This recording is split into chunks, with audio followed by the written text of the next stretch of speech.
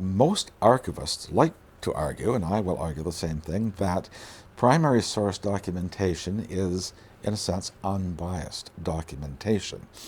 Because published books are always written towards a particular subject. And because the author of a publication wants to put his point of view across, of course he's going to be slanted. It's inevitable. Every book, every newspaper article is slanted in a particular way.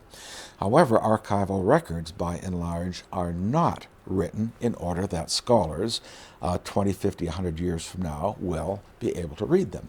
My letters to you, if your archives are preserved, weren't written so that some historian could analyze what we're saying.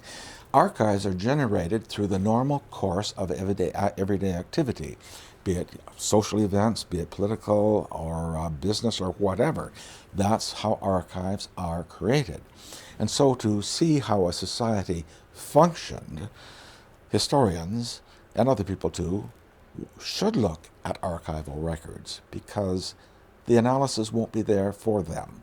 They'll be allowed to interpret them as they see fit. And so, as a way of understanding our society, aside from views that are presented to us through the history books, archives are very, very important. They're the meat of history. They're the meat of our society. Records are what holds our society together. And documentation that is preserved means that societies will, in future generations, be able to view themselves in different lights.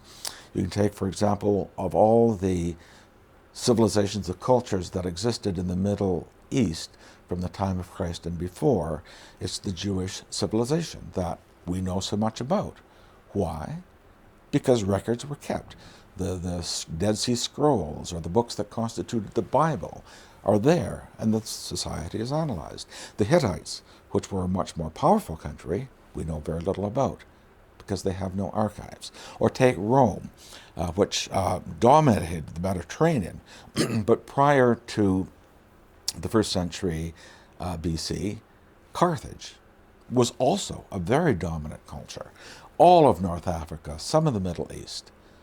But we know a lot about Rome, but we know nothing of Carthage, because after Carthage was defeated in the Third Punic War, the city itself was torn asunder, its population sold into slavery, and it was the land was sown with salt, and nothing survived. So we know so much about Rome, hardly anything about Carthage. So preserving your primary source documents for people to understand you and you to understand yourselves in later years is very, very critical for any civilization.